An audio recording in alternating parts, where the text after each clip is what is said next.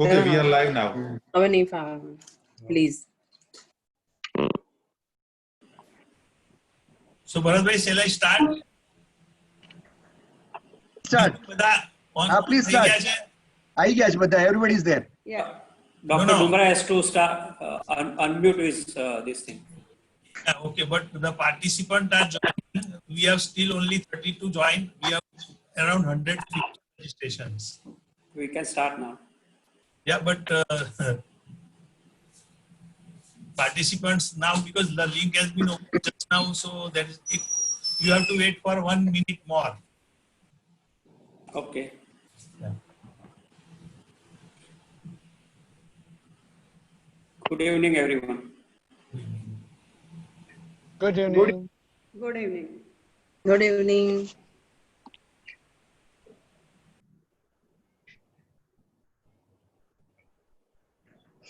Not Unmute your mic, Bharatbhai.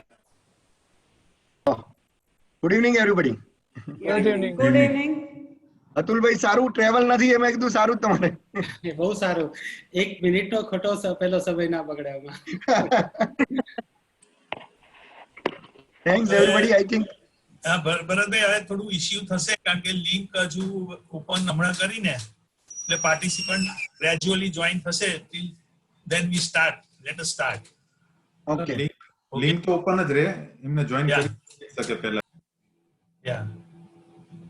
Okay. Good we evening. can start I think. Yeah, good evening. I welcome you all on today's ANA's Knowledge Series webinar on interactive session on COVID with experts. Just to brief about ANA, ANA is the Association of Private Hospitals and Nursing Homes of Ahmedabad and surrounding 50-kilometer radius. Currently, we have 300 plus members. Dr. Gadvi is president, Dr. Anish Chandarana is vice president, myself, Dr. Jigar Sai is joint secretary, Dr. Divyang Brahmbhatt is the treasurer. We are the first association in the whole of the country to start 24/7 helpline number 2640-2222 and 2640-9999 for availability of beds in COVID designated hospitals, availability of home care facility for COVID and ambulance service for the COVID. We are daily updating at 8 a.m. and 8 p.m. on our website availability of beds in COVID designated hospitals.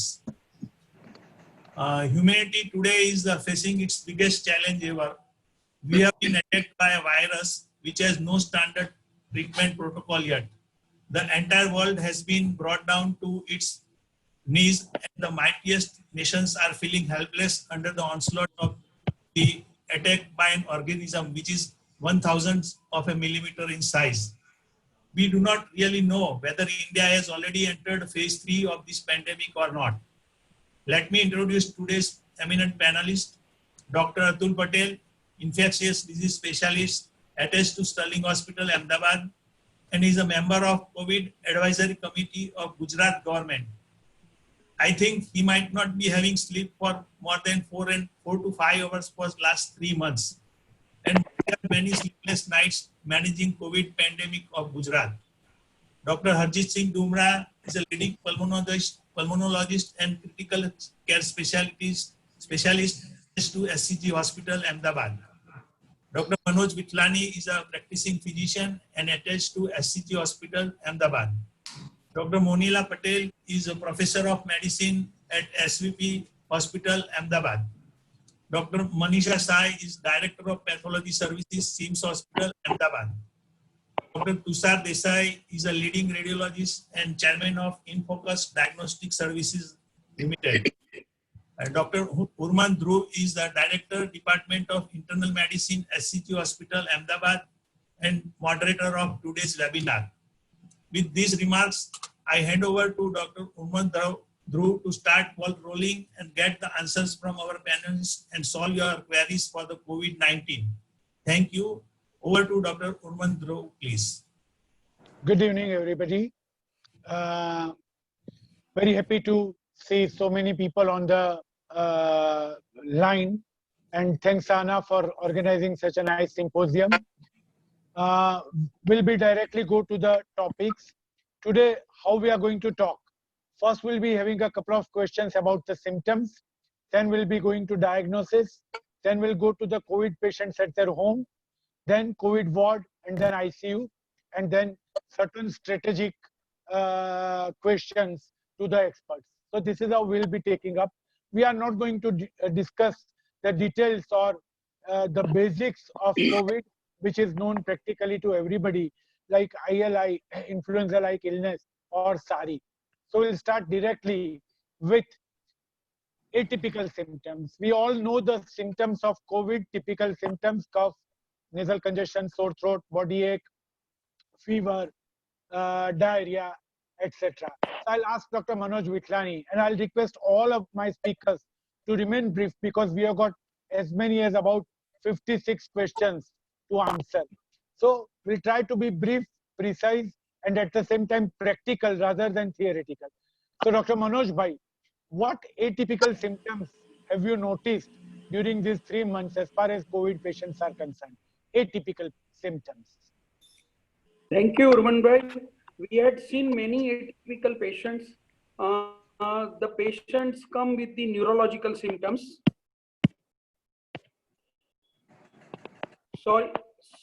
Sorry. Patients coming with the neurological symptoms like presenting with the history of the convulsion on stroke-like features. Patient presented with the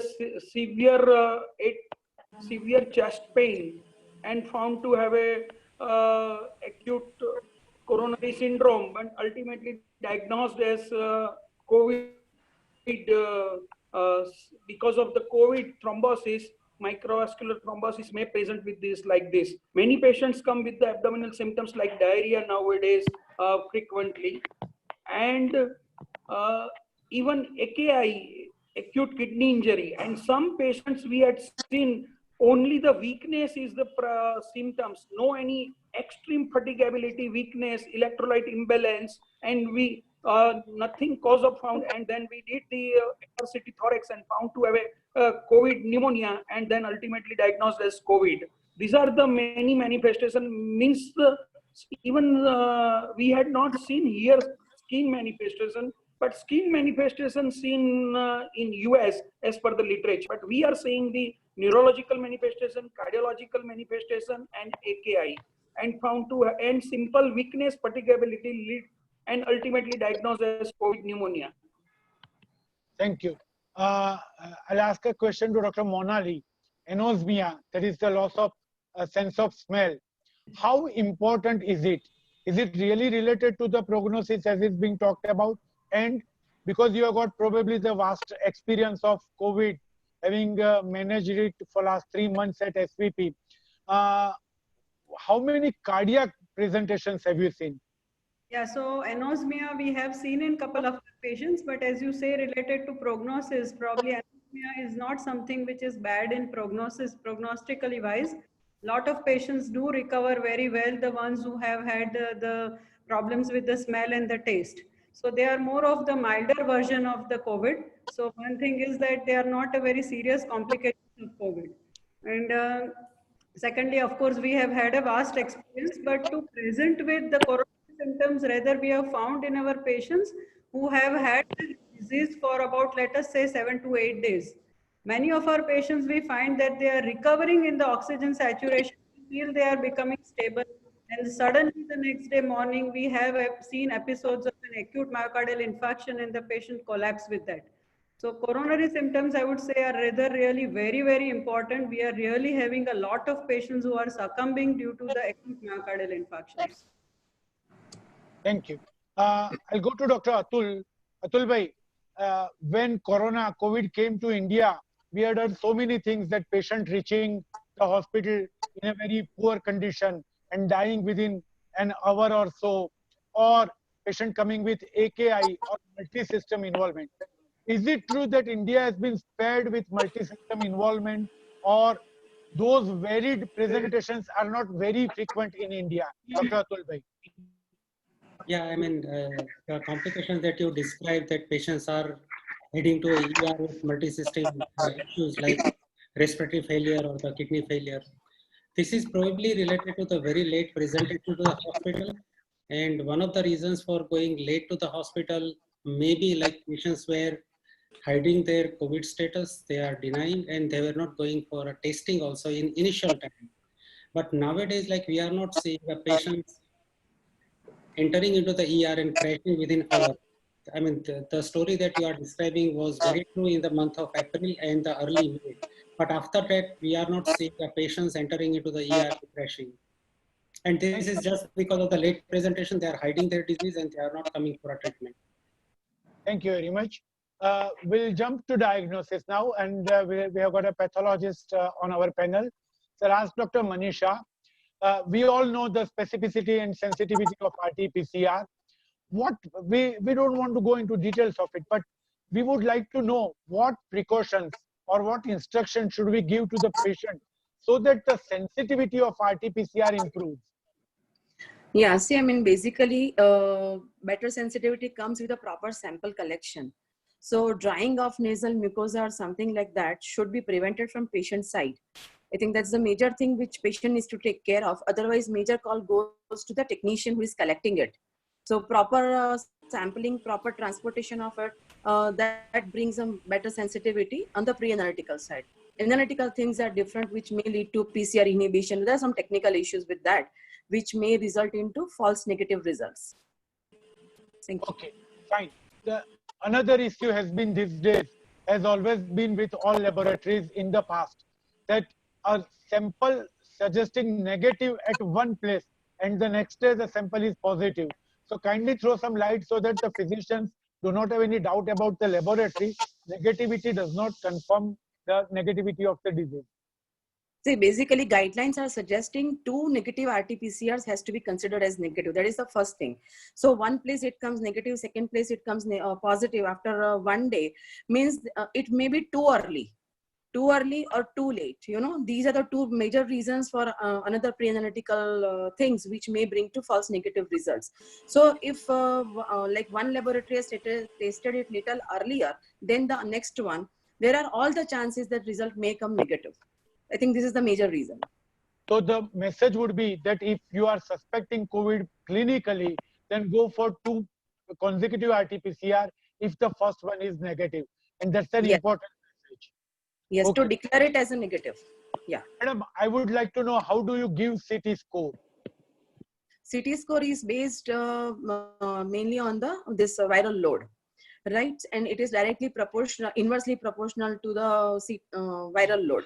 So higher the CT value, lower would be the viral load. That we need to understand. So many people are thinking that higher CT value means higher viral load. It is not so. So like more than 38, you know, that means it is mild disease. I am low viral load, and 21 to 38 and less than 21. That is how we differentiate mild, moderate, and severe viral loads. Thank you. But the issue is many of the people are believing, especially even doctors, that this CT value is decided manually.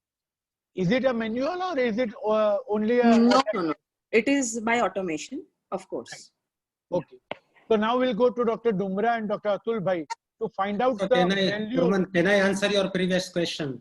Yeah, I'm coming to you. CT value is basically a cycle threshold value in the RT-PCR, that is in the real-time PCR. So so how many cycles the machine takes to detect the presence of virus, and that determines the CT value. Generally, the detection of the virus starts from the 20 CT value, and some machines can have the lower than the 20, and at the cutoff of 40. So if the machine is running 40 cycles and machine is unable to detect a virus, then machine will say that there is no or the absence of the target whatever target that the machine is looking for. So if the CT value 20 means with the 20 PCR cycle, the machine has detected the target genome. Correct. Thank you. That's fantastic.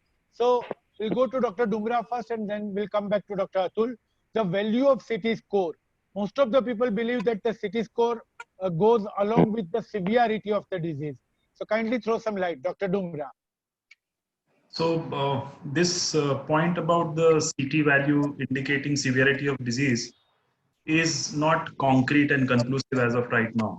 So what we know for sure is that lower the CT value, higher the viral load, higher is the transmissibility. So the contagiousness of a patient with a high viral load is proven.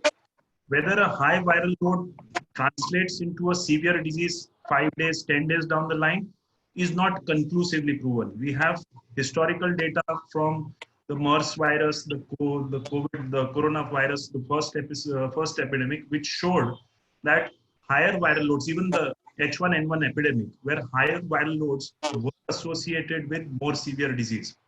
This is still work in evolution for COVID-19.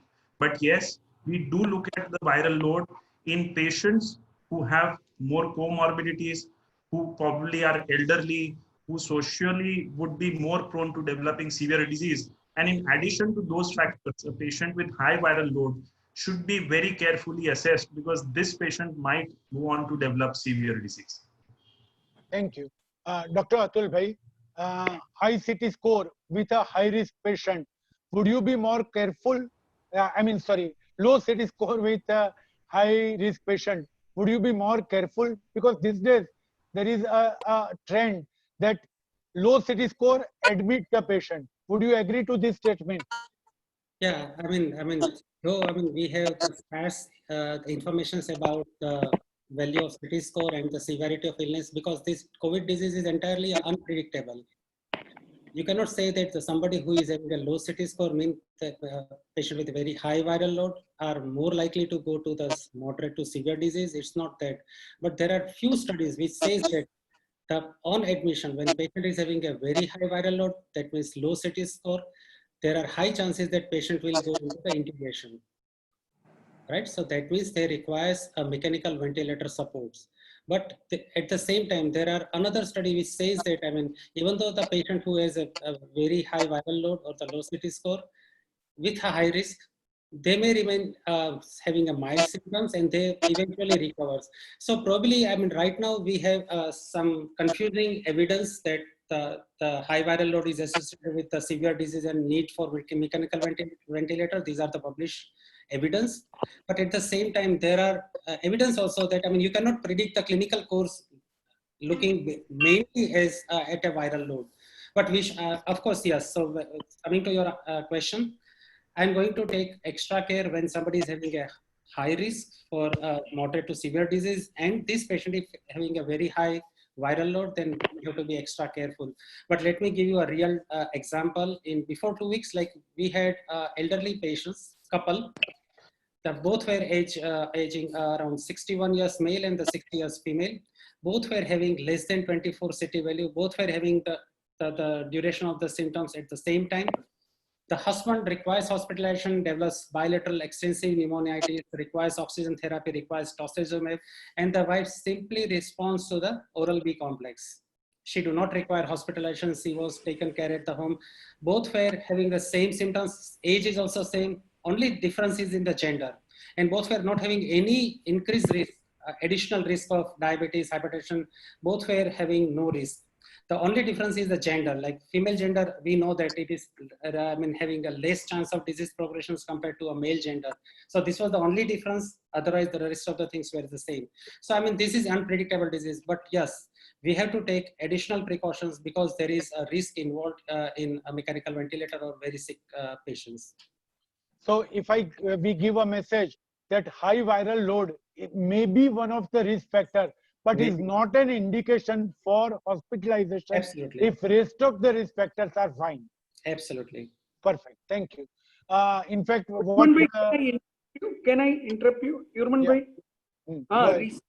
Recent study showed that the most of the patient, nearly 50% of the patients having initially when you check for the first test, RT-PCR may have high viral load, and the course is different in the different population, as rightly said by the Dr. Atul bhai, that those who have a high risk factor means comorbid illness like diabetes, coronary artery disease, and any immunosuppressive illness, then they may have a bad course.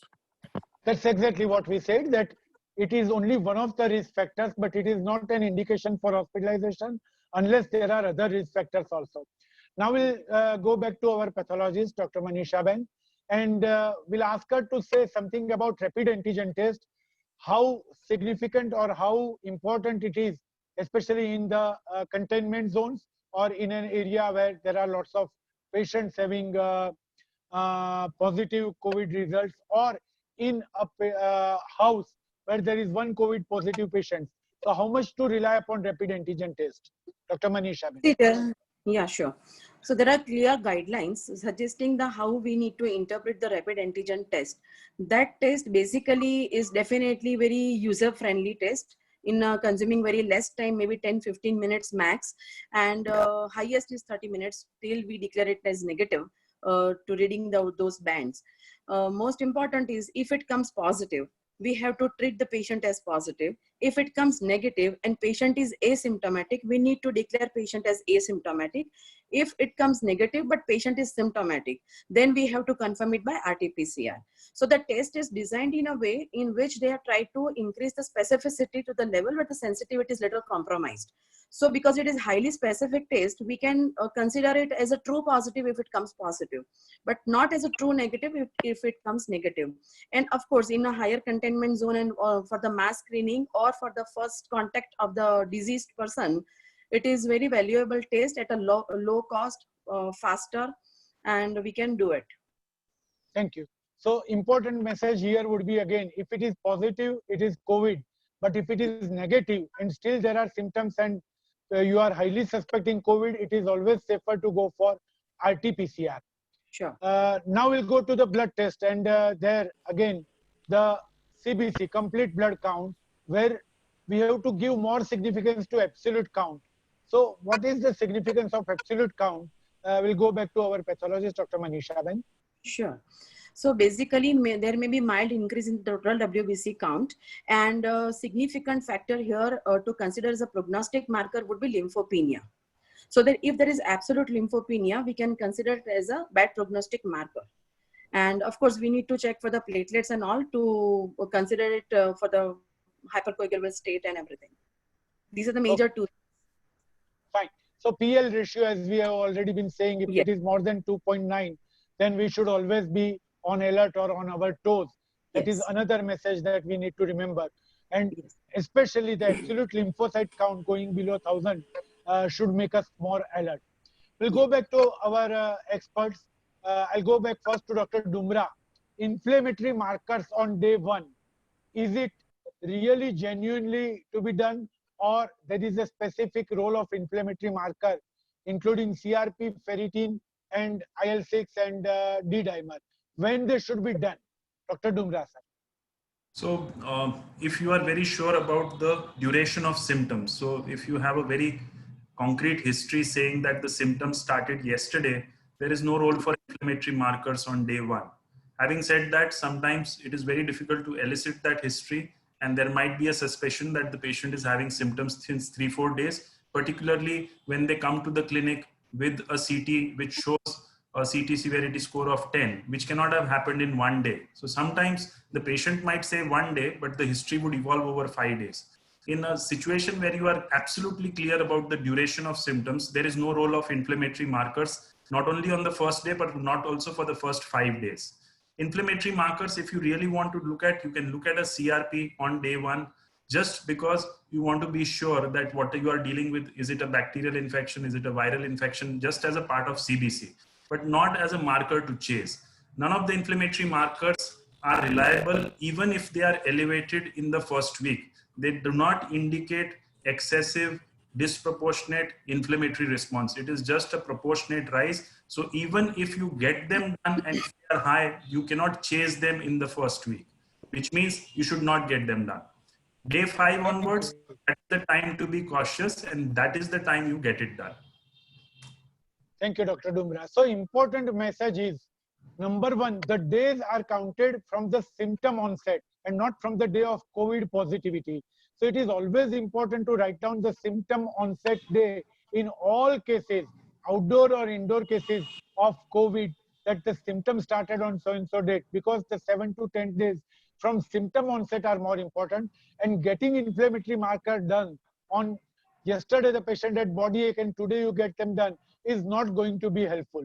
Dr. Atul Bhai, your views on inflammatory markers, especially D-dimer. Yeah, I have little different views compared to Harjit. I'll strongly recommend to get CRP, CBC, and the inflammatory markers on day one, even though like patient has history suggestive of 1 or 2 days. The reason is that like this will give you a baseline levels for that particular patients, because it's not always that you are looking at more than 10 times elevations in the C-reactive protein. Many patients that have very rapid onset of the cytokine storms, and generally it is marked by more than 2 times increase or the doubling of the CRP in 24 hours. If you look at the kinetics of the C-reactive protein, it generally takes 48 hours to make a change into the peripheral blood, right? So if you are looking at doubling of the CRP in 24 hours, I think I'll be more alert for that particular patient, because this patient is heading towards some more serious complications.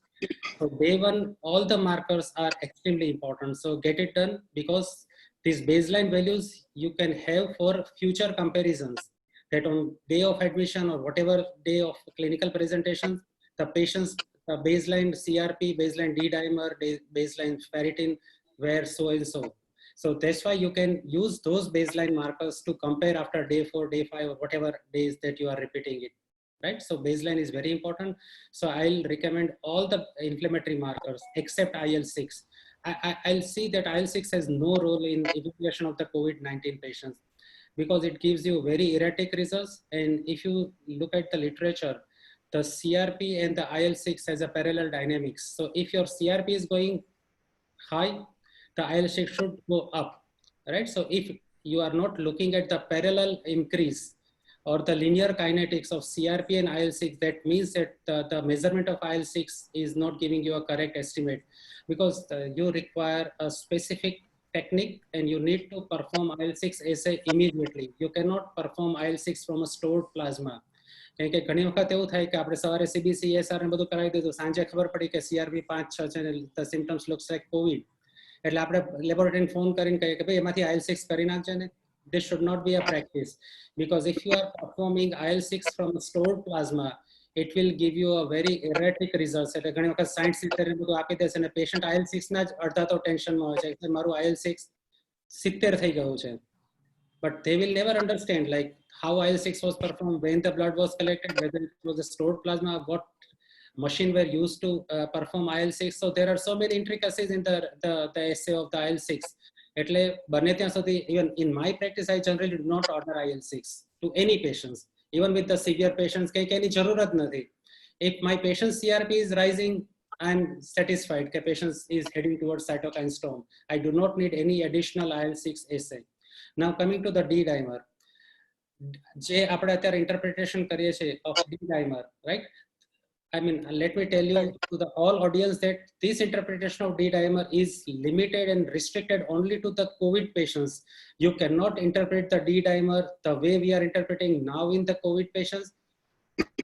It is not applicable to outside COVID. એટલે બીજો કોઈ સાદો નિમોનિયાનો patient હશે કે બીજો કોઈ ફીવરનો patient હશે, and D-dimer is say for example 2000, so you cannot interpret that this patient is having microvascular coagulopathy or the intravascular coagulopathy, right?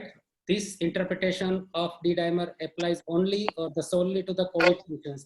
But in COVID patients, if you have a confirmed COVID and if your D-dimer is more than 1000, that is more than 2 times upper of normal, I'll be alerted. Okay, this patient is heading towards significant microvascular coagulopathy, right? એટલે હું આવા patients ને તો એકદમ therapeutic dose માં anticoagulations plus antiplatelets આપી દઈશ. But if your patient is having more than 500 but less than 1000, still I will consider LMWH in a prophylactic dose. So the aggressive anticoagulation and antiplatelet therapy is standard. So D-dimer is extremely useful even on the day of presentation or even on the day 1. I would like to add. Yeah, sorry. Go ahead, ma'am. Yeah, like in our hospital also, we have this day 1 protocol, as Dr. Atul Bhai has said. So we also treat that levels as a baseline level for that particular patients.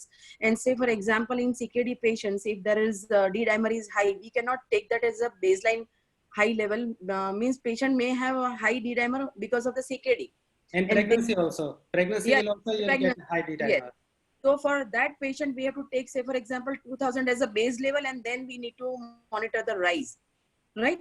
Accordingly, like we can interpret the results. And there are some studies who have said which values for LDH, CRP makes them to fall into mild, moderate and severe categories. Right. So the message would be, if you are getting inflammatory markers done on day 1, do not depend upon those markers for deciding the severity. Those markers are baseline markers, and then only if they are rising, then they would have more significance. So a high D-dimer on day 1 of the symptoms or day 2 of the symptoms should not immediately make you alert, but you should get it done after 48 hours to look for the rising trend. Am I right, Dr. Atul bhai? No, but the day 1 rise, high D-dimer, I'll be alerted even though patient is having 2 days symptoms. Okay. Because the COVID, if you look at the pathogenesis of COVID, the COVID virus, we all know that it uses the S2 receptors, right? And produces infections into the upper and the lower respiratory tract. But the S2 receptors are also present into the vascular endothelium. So it is present throughout our body's vascular system.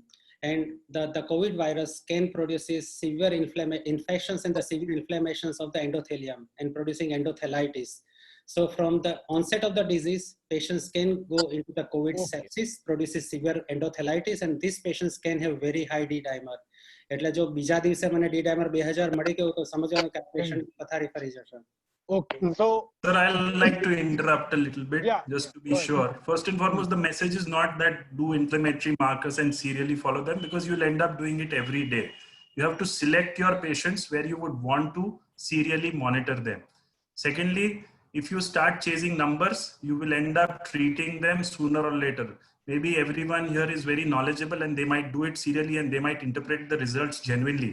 But an average person who sees the patient for the first time, if he starts getting markers done on day 1 and then serially assessing them, he will end up chasing the markers sooner than later, leading to 2 issues. 1, early use of steroids, and 2, early use of anticoagulants both.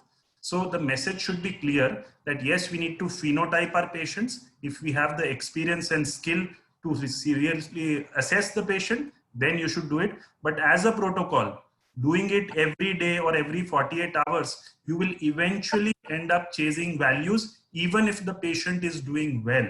So I don't think the clinical context can be taken out of any investigation. They have to go hand in hand. So we have to depend upon the clinical improvement along with the markers, and solely not depend upon the inflammatory markers. However, if D-dimer is high, giving anticoagulation would be helpful. That is the message. But you have to look for the serial markers going high, provided the clinical improvement is not there. Right. Yeah, Coming so to the value of these markers, like, I mean, you cannot take only laboratory reports to decide your treatment. Exactly. Right? That is so what steroids are not based on the rise in the CRP or the rise in IL-6. Exactly. It is a hypoxia, right? So if somebody is developing hypoxia or requires oxygen, then the steroids are indicated. Otherwise, even though the CRP is more than 10 times and patient is stable, patient is maintaining saturation, steroids are not justified, and it is a detrimental to your patients. So I think the message is very clear that do not solely rely on your laboratory markers, but you have to get it done just to look at the progress of the inflammation, because this COVID infection is not only the infectious disease problem, it is a hyperinflammatory disease rather than the pure infectious, right? So we need to look into the inflammatory process and the direction and the pace of the inflammatory process. So rather than rest of the markers, D-dimer would be something of help because it is going to change the treatment. But rest of the markers you have to keep an eye on, and they should not decide the line of treatment, especially the steroids. Now we come to the most important part, and we'll go to the radiologist, because these days again with the symptom onset on day 1, we are getting CT scan done versus X-ray chest. So we'll ask our radiologist friend, Dr. Tushar. Tushar bhai, what is the role of CT scan on which day?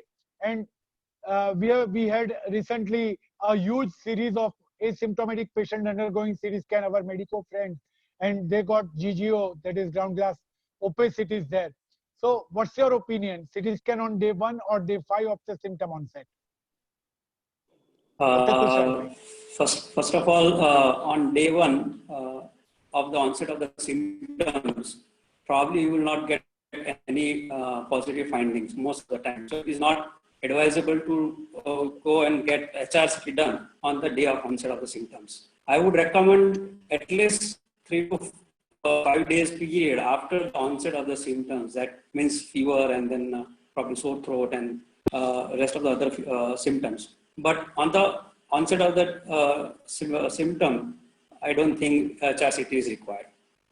Second part is asymptomatic patients. So I don't know how do we call and how do we label or categorize asymptomatic patients, because I think we all are right now asymptomatic. So do we have to undergo for HRCT for our screening? No way. So that's not the answer that all asymptomatic patients, but probably I would categorize or subcategorize these asymptomatic patients in such a way where probably HRCT may help to early diagnosis of COVID. Say for example, asymptomatic patient like a health worker and who has probably have a suspicious of exposure to the COVID patients. And if you want to test whether are you harboring disease without the symptoms, you might go not request. Second thing, if you are exposed to any of your family members who have got recently diagnosed with the COVID, and you probably say that I have spent probably 5 days with the patient after the symptoms onset.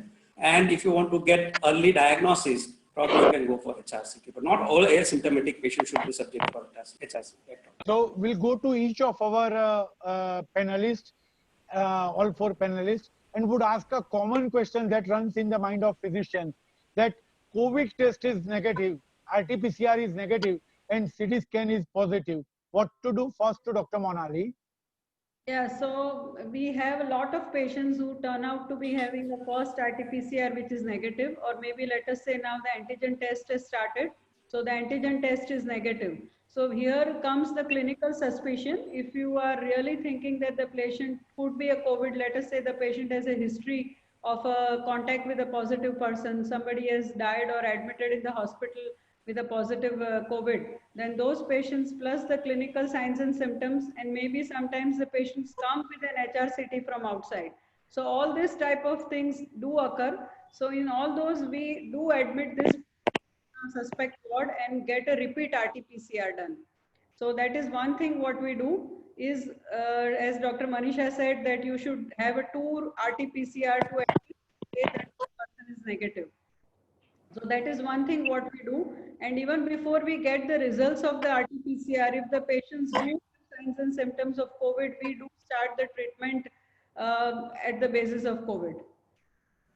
Thank you, Dr. Monila. We'll also ask Dr. Manoj Bhai, what's your opinion? RT-PCR negative with HRCT positive. Especially this is a scenario pre-operative. Yeah, RT-PCR 1 negative and HRCT is positive. So in the current scenario, this patient likely to have the COVID positive. So one RT-PCR never be considered, as 30%, 30 to 35% of the patients usually have first RT-PCR negative. So we ask within next 24 hours, after 24 hours, to be RT-PCR second test to be done. And if it is negative, still you have to remain watchful. Sometimes we had seen the such a scenario also, 2 RT-PCR negative and third positive, and the ground glass opacity is 100% due to the COVID, and you have to remain watchful in such patient. Simultaneously, we had other scenario also seen recently.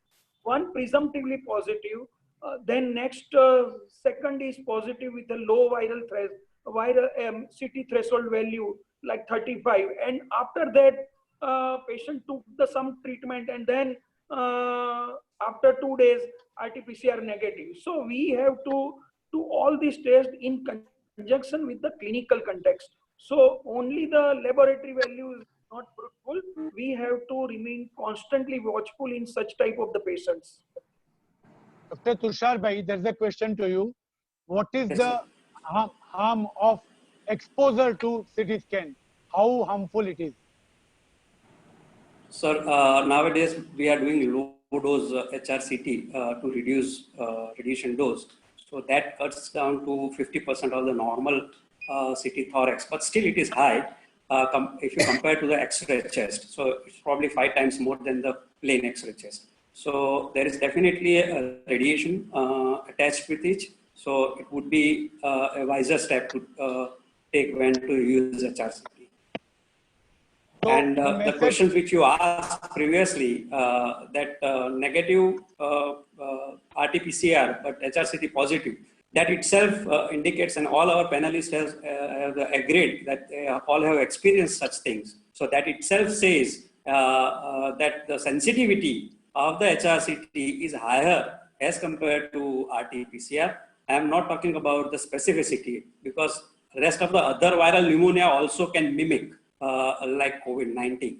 So specificity is not that great, but the sensitivity definitely falls around 95 to 97%. So thanks for answering my next question. Okay. GGO, that is ground glass opacities, can also be seen in different viral pneumonias. At present, there is no issue. We are passing through COVID, but sooner or later, there would be other viruses like influenza virus. In that case, the diagnosis would become a little bit more difficult.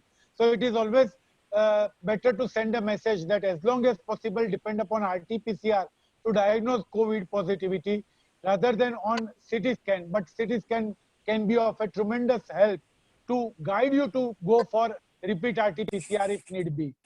Arun, can I answer? Can I For answer suspicion that of the RT-PCR case, negative HRCT would clinical definitely situation? Sure. Go ahead, Dr. Atul. Yeah. So, I mean, this is a very common scenario where you get a RT-PCR negative and the CT scan is showing some GGO. There are several reasons. The important thing that we need to understand that the sensitivity of RT-PCR is around 65 to 70%. That means we are going to miss a large number of patients. This is number one.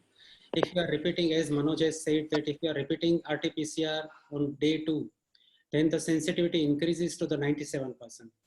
And Tushar has rightly said that the sensitivity of CT is very high. It is again 98%, but the specificity is very low. That means that there are various infections that can also give you a GGO.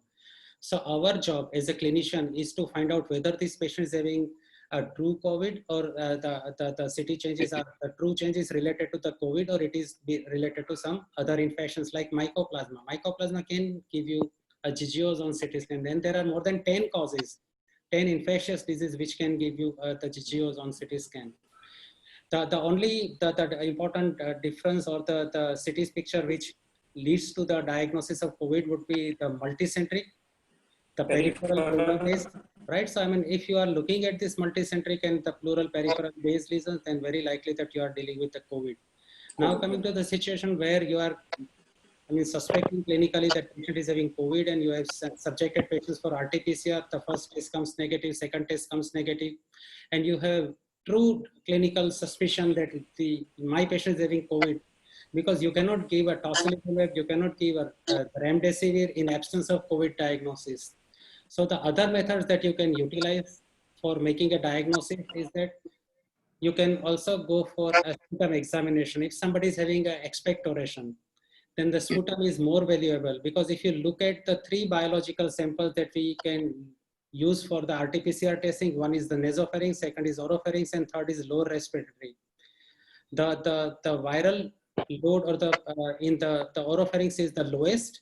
The nasopharynx is having a higher viral load compared to the oropharynx, but the lower respiratory tract has a very high viral load. So if your patient is having expectoration, then use that sputum for performance of the RT-PCR.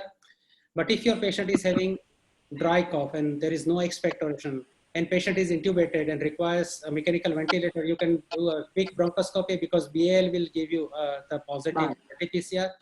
But if your patient is walking patient and having a dry cough, and patient is having 2 RT-PCR negative from nasopharynx or oropharynx, the another things that you can use is ask the patient to have 15 to 20 cc of the sterile saline, keep it into the mouth, do a good gargling, and collect this the saline sample which has been gargled into the sterile the sputum collection tube, and dip the swab, and invariably you will get a positive RT-PCR. So you can use the gargling samples to perform RT-PCR. You can use the sputum sample, and if patient is intubated and you are doing a bronchoscopy, the BAL will give you a positive test. And now there is also one more upcoming test, flu and SARS-CoV-2 multiplex assays, which would be shortly launched. So it will, in one single panel, it will give differentiation between influenzas and COVID. That would be done on RT-PCR platform. And that would be strongly needed in coming winter. Coming to the viral shedding. So I'll ask Dr. Manoj, it is WHO says that after 9 days, the viral shedding may be there, but they are not the live virus. What's your opinion? And then we'll ask the opinion of Dr. Dumra also. According to the many studies, according to even CDC, also suggested that the viral shedding as occur as up to the 37 to 39 days. But generally, when after the 2 weeks viral shedding occurs and that comes in the RT-PCR positive, if patient is improving, that whether this virus is active or inactive, that we cannot say. So once after symptom onset, 7 to 10 days, then even if the RT-PCR positive, this patient whether considered to be infectious or non-infectious is difficult to say. But those who are asymptomatic patients and they considered as a presumptively symptomatic, pre-symptomatic patient, even if these patients, if analyzed, they may come positive after they may have developed the symptoms after the 10 to 12 days, and these patients are likely to be more infectious than the symptomatic patient. So this viral shedding, we have to consider, we have to remain, tell the patients to use the universal precautions to avoid the transmission. We do not know whether this virus is active or inactive in the RT-PCR. So RT-PCR positive means virus after the 10 to 12 days may not consider to be a virus activity. We do not know. Okay, Dr. Dumra. So I with Manoj Bhai, as far as the reliability of the RT-PCR is concerned regarding the activity of the virus, it's a PCR-based test. It can pick up dead viruses as well. The issue is that how do you interpret a persistently positive RT-PCR on day 10, day 15, particularly if the patient is in the ICU and is not doing well. So we have had a lot of patients who have even higher viral loads when they enter the ICU as compared to what they had in the wards. So the first CT value would be 28, and when they enter the ICU on day 7, the CT value is 20.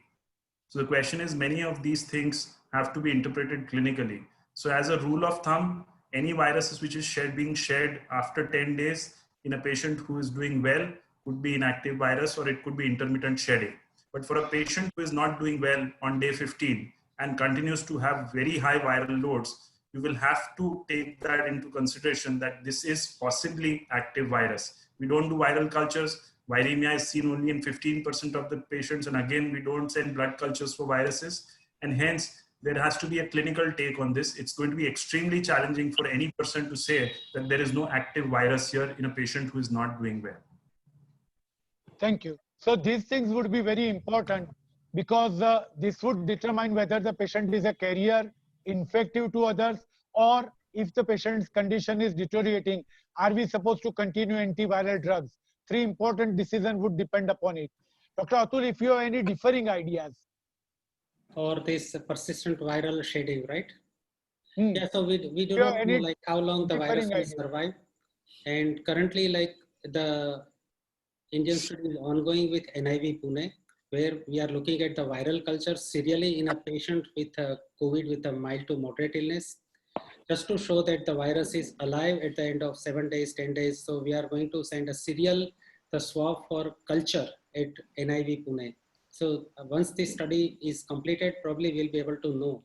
But I mean, for this virus, like the Harjit rightly pointed out that they have some of the patients where the CT value is higher, and when they entered after 1 week to the ICU, their CT value decreases, so means the viral load increases. This is generally because of the patient is having ongoing immunosuppressions, either in the form of corticosteroids that patients might have received, because all these immunosuppressives, they increases the viral replications and they also increases the viral shedding, right? So in ward, like when patient is admitted and patient is not hypoxic, and when patient received a steroid therapy, invariably these steroids will boost up the viral replications and produces the increase in the viral load. This is number one. But if patient has not received steroids and the viral load is still increasing, and this is a very important phenomena which is specific to the COVID virus, that during the first week of viral replication, the COVID produces severe lymphopenia. And it is not only lymphopenia, it also produces decrease in the CD4 cells, it also decreases into the CD8 cells, and also decrease into the natural killer cells.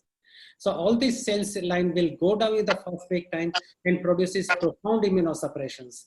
And with the beginning of the second week, there is a recovery in all these cells, and because of the innate immune system target of this viral and the interaction, the macrophage monocyte system, which is a part of innate immune system, will get triggered, and some of the patients will enter into the cytokine storms or the phase of hyperinflammation.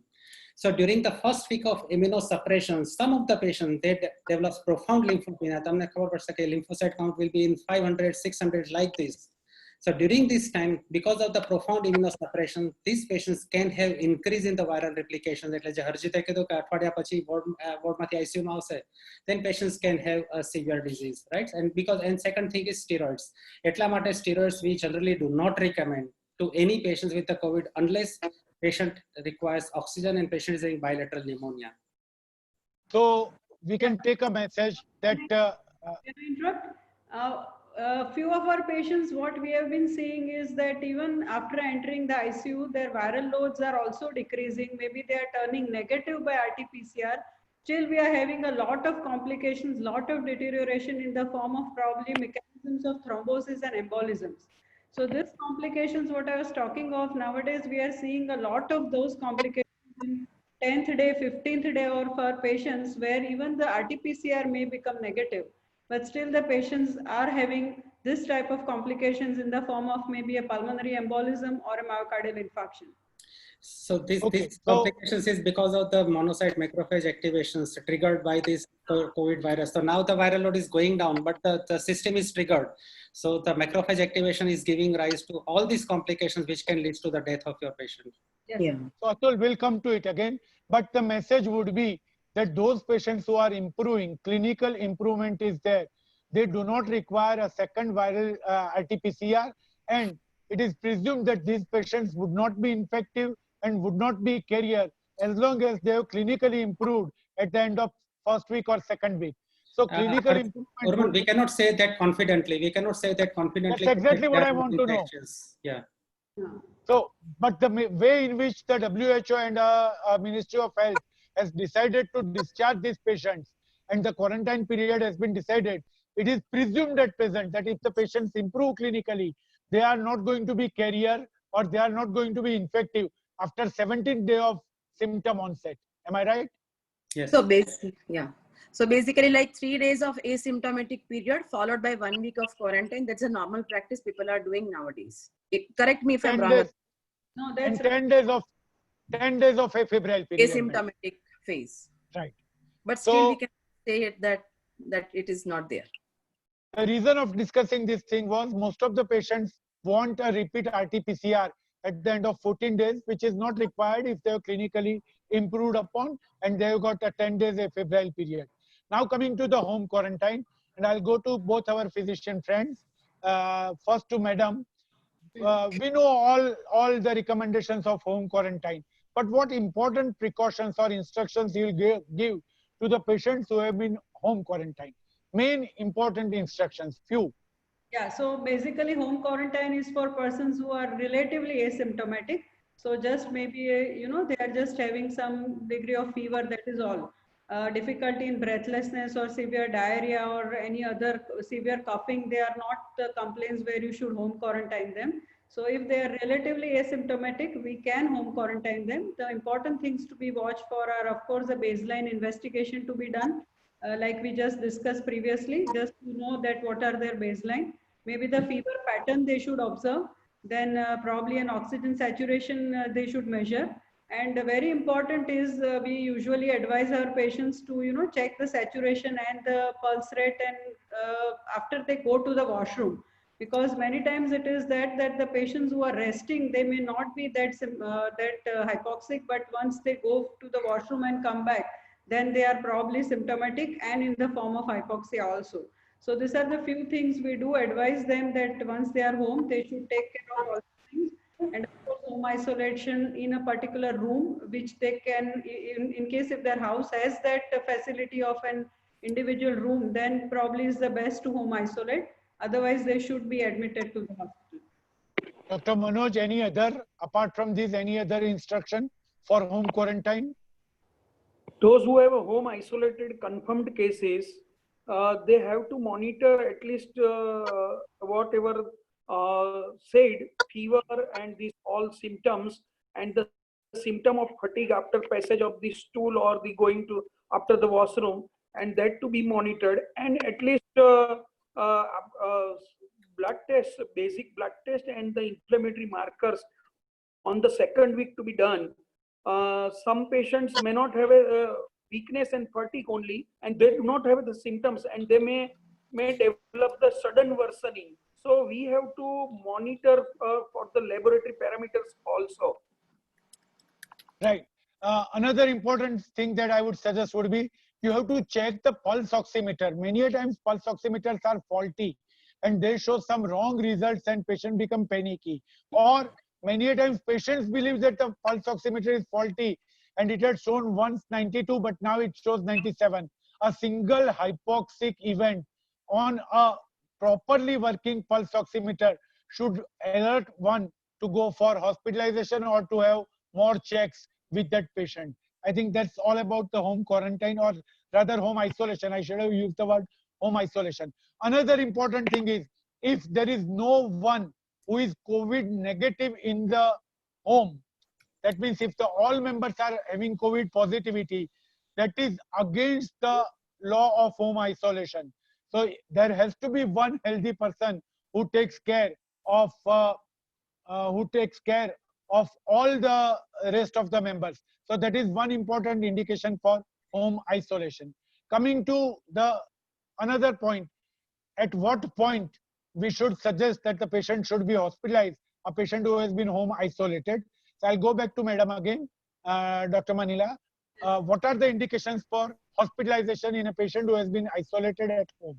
Yeah, so if the patient has severe high-grade fever, like spikes of fever every day, low-grade fever can still be managed. But if there are spikes which do not respond to the antipyretics, probably one indication. If they are having severe fatigue and severe inability to eat and severe fatigue, is probably another indication.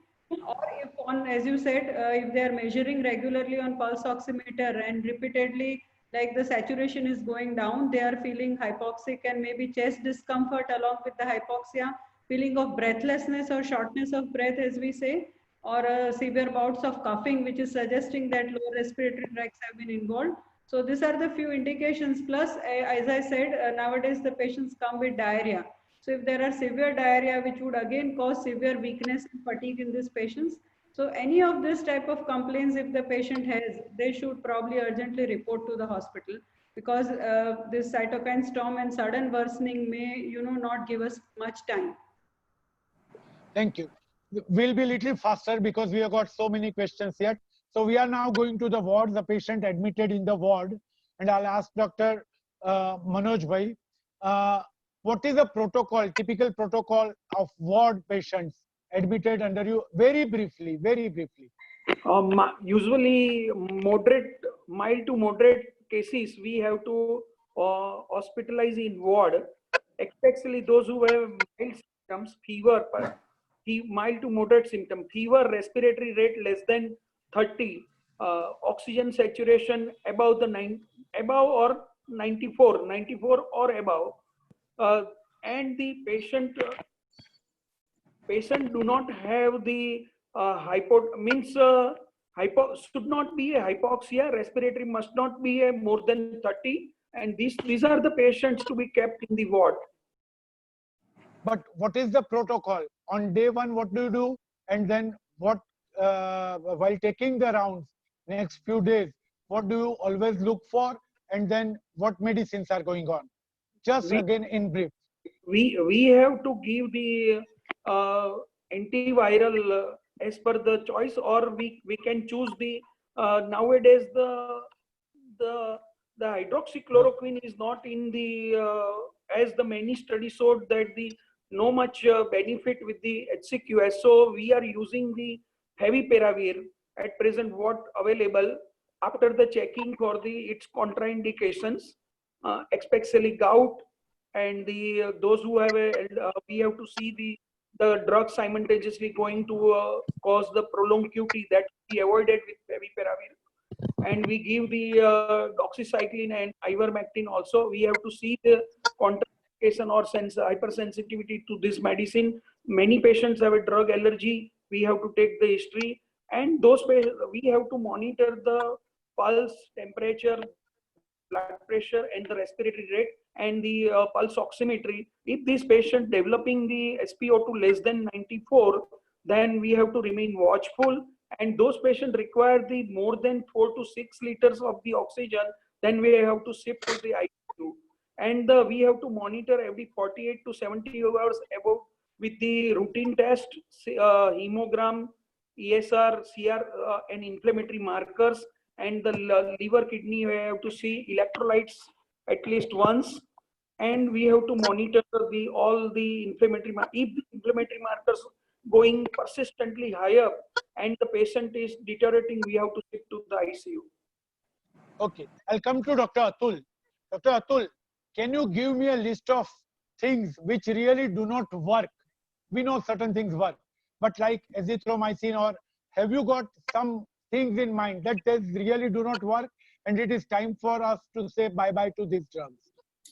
Yeah, so I mean, this is very important question. Like only 5 things works in treatment of COVID currently. One is oxygen therapy. Second is prone positioning. Third is anticoagulants. Fourth is corticosteroids only in selected patients where the patient is requiring oxygen therapy. We'll come to it. If oxygen therapy does not work, then you may consider these patients for tocilizumab for the hyperinflammation. Only these 5 things work. The rest of all the things, including hydroxychloroquine, remdesivir, favipiravir, doxycycline, ivermectin, they do not work. So generally I avoid all these pharmacological interventions to my patients, but I do use favipiravir in OPD patients, those who has a very high viral load with risk factors. So just for sake of my, I mean, I cannot use a great word to just say, but just to satisfy that, I mean, I've done something for my patient. That's why I prescribe favipiravir, but otherwise favipiravir is not working and it does not reduce the viral load, nor it controls the progressions or the worsening of the disease from mild to moderate or moderate to severe. So this drug is also not found to have any effect.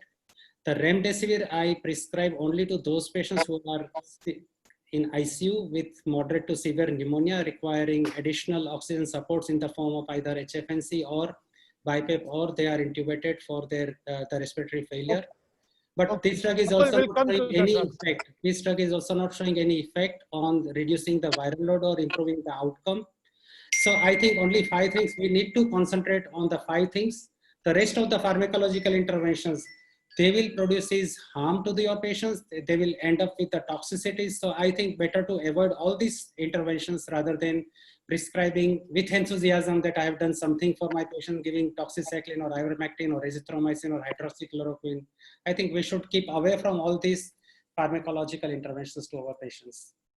So we can say azithromycin, doxycycline, ivermectin, colchicine, montelukast, they should not be thought about, and it is high time to say bye-bye to them.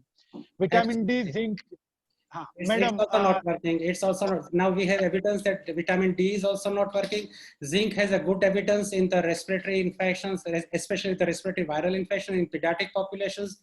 And there is no harm in doing zinc because it can lead to iron deficiency anemia or in the longer run. So short-term zinc therapy may not have great complications that you can going to supplement. I am also not a fan of high-dose vitamin C.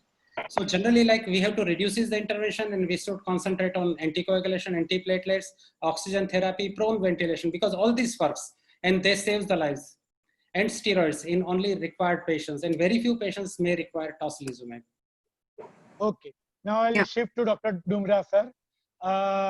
Dr. Harjit, what are your indications for steroids? when would you start a patient with steroids? And duration, choice of steroid, as brief as possible, sir. So steroids usually are indicated most likely in the second week when the patient starts deteriorating. So like it has been clearly mentioned by all panelists that unless and until there is onset of hypoxia, there is no role of steroids. So first and foremost, you need to have breathlessness and hypoxia. Secondly, every patient who is breathless and hypoxic need not be in cytokine release syndrome state. It could just be viral replication. So before starting steroids, you should be reasonably sure about two things. One, whether the virus is basically whether the patient is having high viral load or the patient is having a low viral load. If the patient has a low viral load and is symptomatic with hypoxia, then the patient is a prime candidate to use anti-inflammatory therapy, particularly if the inflammatory markers also support an inflammatory situation which is disproportionate to the viral trigger. Apart from that, the second issue is that sometimes you might have a high viral load and you will also have very high inflammatory markers, particularly when the patient comes to the ICU. In such a situation, you will have to combine your antivirals with your anti-inflammatories. Again, like Dr. Atul Bhai said, the data for antivirals is not great, but I would be very, very cautious of using anti-inflammatory therapy without an antiviral. So only in the second week, only if the inflammatory markers are positive in the clinical context that the patient is hypoxic. Okay, I'll go back to Dr. Manila. Your experiences with steroids at SVP hospital, because you must have used in a lot of patients. Yeah, initially, like we have used more of methylprednisolone rather than dexamethasone. Somehow we got a little better. We started with MPS, so probably we have more patients who are on MPS. So we usually give it as an 80 milligram stat followed by 40 milligram BD from day 2. To our patients who are really getting well, we have started using it as a 3-day therapy. Otherwise, we may extend it to 5-day therapy for ICU patients. Indications I'll not go into again because it has already been discussed that only in the patients who have hypoxia, who have big consos and GGOs in the HRCTs or X-rays, plus those causing real hypoxia to the patient. So we usually restrict steroids for those patients only. And regarding antivirals at SVP hospital, we were not so fortunate to get remdesivir, so we have not tried much except for the WHO trial, which is still going on. So we don't have much experience with the remdesivir. So those antivirals, Dr. Harjit, we did not have the chance to use them with our anti-inflammatory agents. So we usually have to restrict our use to only steroids in those patients. And as I said, in any case, thank you. So finish off, madam. Yeah, so we use it for max 5 days. That is what I was just saying. We do not usually prolong our use, as it prolongs the viral activity in our patients. So we usually stop it at 5 days. So Dr. Atul, Manila and Dr. Harjit and Dr. Manoj, all are of the opinion that please use steroids very judiciously, as short period as possible, and never within first week, preferably not within first week. Viral pneumonia, steroids are a double-edged sword, and you have to be very careful.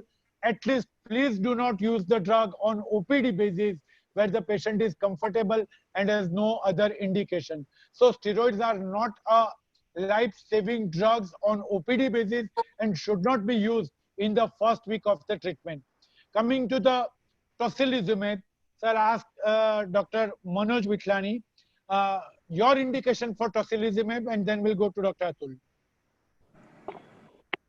Tocilizumab is used for the acute cytokine storm, where usually the CRP is doubling from the baseline, and the patient they have a worsening hypoxemia, and the suddenly patient required the oxygen requirement FiO2 may increase to the more than 50%, and the having their tachypnea, tachycardia, and the increase in the sudden worsening of the hypoxemia. ABG showed the PO2 is less than 60, and such type of the patient, those who develop the acute syndrome with a high inflammatory, high CRP, high ferritin, doubling of the CRP, and the increase in the D-dimer, LDH increase.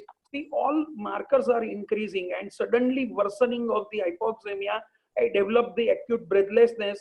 These are type of the patients considered to be acute cytokine storm, and we have to use tocilizumab in the such patient. And if you check the HRCT in some patients, more than 50% of the lung involvement you will find. Dr. Atul? Yeah, so generally tocilizumab is reserved for those patients who has no or the inadequate clinical response to the corticosteroids, because we are using corticosteroids for the same purpose. Both are anti-inflammatory agent.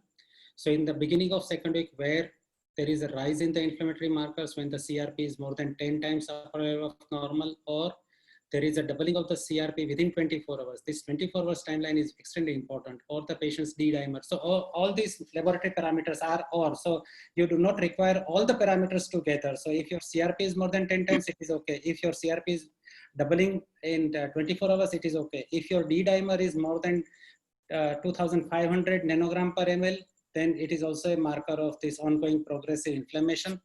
If your ferritin is rising more than 500, then it is also one of the markers that patient is ongoing the cytokine activity. So any of these laboratory parameters along with clinical worsening, I think this is a phase in the second week where we are considering steroids, because now this patient is having a worsening breathlessness or the worsening clinical situation. So I'll wait for 24 to 48 hours after putting them on steroids, that is either dexamethasone 6 milligram intravenously or the oral, or methylprednisolone 80 milligram straight followed by 40 milligram BD. So if patient has inadequate response or patient has worsening after 24 to 48 hours, then I'll consider tocilizumab for this patient.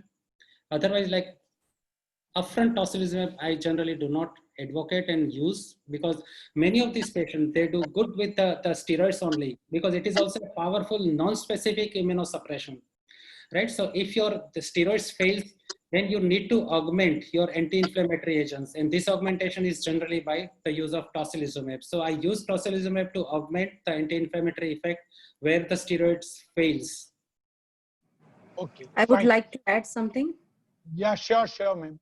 Yeah, so as Atul Bhai correctly said, but when it comes about the inflammatory markers, like CRP more than, I would suggest more than 50 to 100, and critically ill patients are also found more than 125 reports. They are normally, those are the patients who have the cytokine storm. Same way, LDH values more than 16-fold rise. You know, they are considered as a critical patients, and they also usually have cytokine storm evidences. And D-dimer more than persistently higher than 5,000. The normally cytokine patients, what we are evaluating, we are finding this kind of results. And later on, we can also add this troponin T to find out the extensiveness of the myocarditis due to this all cytokine activities. Right. So inflammatory markers along with the clinical condition, and after at least a couple of days of steroids trial, one should go for tocilizumab, not before that, because it is ultimately a double-edged sword. Viral shedding may continue, viral replication may continue, and at the same time you are using an immunosuppression drug. Before we go on to the Dr. Dumra's experience in ICU of managing respiratory cases, couple of questions, very short answers from Dr. Manila. Treating hypertension in COVID ward. Just few instructions.